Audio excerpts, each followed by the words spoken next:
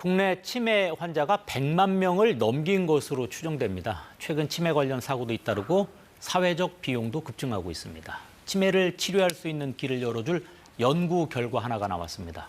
유독 택시기사가 치매에 걸릴 확률이 낮다고 합니다. 어떤 연구인지 박대기 기자와 함께 알아보겠습니다. 안녕하세요. 네. 자, 박 기자, 일반인에 비해서 택시기사가 치매에 덜 걸린다, 이런 건가요? 네, 그렇습니다. 일반인에 비하면 약 4분의 1밖에 안 걸린다는 연구 결과가 나온 건데요. 네. 미국 하버드 의대와 매사추세츠 종합병원 등이 참여한 연구 결과입니다. 이 890만 명인 전체 조사 대상 사망자 가운데 평균 3.88%가 알츠하이머병으로 숨졌는데요. 네. 택시기사가 같은 병으로 숨질 확률은 1.03%에 불과했고 또 구급차 운전기사 같은 경우는 0.74%에 불과했습니다. 반면에 같은 운전을 하더라도 버스기사는 3.11%로 평균보다는 좀 낮지만 이 택시기사보다는 상당히 높은 이 사망 비율을 보여줬습니다. 네, 지금 주목되는 연구 결과인데 이 결과 어떻게 해석해야 됩니까? 버스 같은 경우는 정해진 길을 주로 달리게 되죠. 네. 하지만 택시라든지 구급차 운전기사 같은 경우에는 끊임없이 새로운 길을 찾아서 이렇게 달려야 됩니다. 그래서 주변 공간을 인식을 하면서 머릿속으로 끊임없이 새로운 길을 찾는 그런 활동들이 이 치매를 예방하는 것이 아니냐, 알츠하이머병을 예방하는 것이 아니냐 이런 추정이 나오고 있습니다. 네. 이 논문의 주저자가 이렇게 설명을 했는데요. 주변 세상을 탐색하기 위한 머릿속의 지도를 만드는 뇌의 한 부분이 알츠하이머병의 발병에도 관여를 하고 있다, 이런 설명을 내놓았습니다. 그러면 새로운 길을 자꾸 찾아다니면 여행을 간다든지 이런 식으로 해서 새로운 환경을 자꾸 접하면은 치매를 예방할 수 있다는 겁니까? 일단 새로운 길을 걸어가는, 특히 걷는 행위처럼 이 몸이나 머리를 동시에 쓰는 행위를 하는 것이 치매 예방에 좋다, 이런 것들은 과거 연구 결과가 여러 건이 쌓여 있습니다. 네.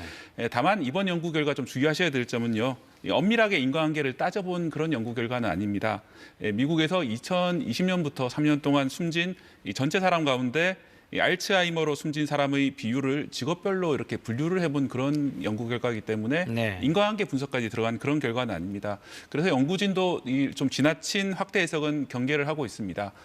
다만 25년 전에도 비슷한 연구가 하나 있었습니다. 런던의 택시 기사들을 조사해 보니 이 위치와 경로를 저장하는 뇌의 영역이 일반인보다 더 크다, 이런 연구 결과가 있었는데요. 네. 이처럼 주변 공간에 대한 인식이라든지 주변 공간의 지도에 대한 그런 분석 같은 것들이 치매를 낮출 수 있다, 이런 걸 시사하는 연구 결과들이 많이 있기 때문에 앞으로 이 분야의 추가 연구 결과가 있다면은 이 치매 예방의 획기적인 방법도 나올 수 있을 것 같습니다. 자, 그렇다면 확립된 치매 예방 방법 어떤 게 있습니까? 네, 가장 좀 믿을 만한 것은 이제 국립중앙의료원에서 나온 치매 예방 수칙인데요. 네. 이 걷기 운동을 얘기를 하고 있습니다. 이 걷기 운동은 치매 사망을 줄이는 데 아주 큰 효과가 있다고 하고요.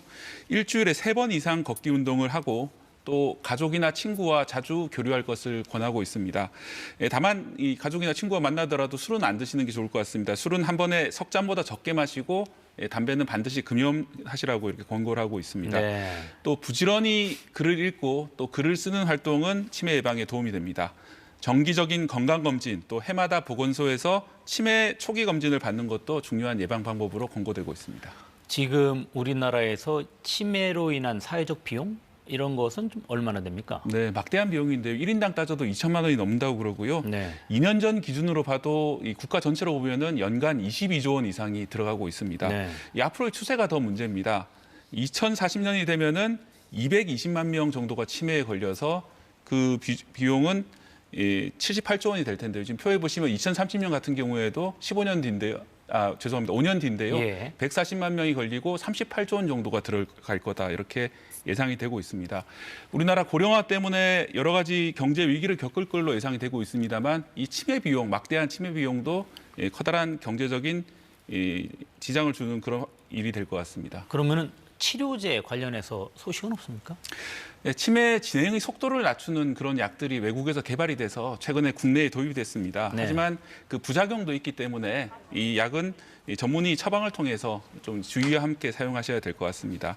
아직 대부분의 치료제 같은 경우에는 이미 발병한 치매를 없애기보다는 진행 속도를 낮춘다든지 증상을 완화시키는 그런 약들이 개발돼 있습니다. 예. 따라서 지금은 꾸준히 검진을 받으시고 조기에 치매를 발견해서 치료를 받으시는 게 가장 중요합니다.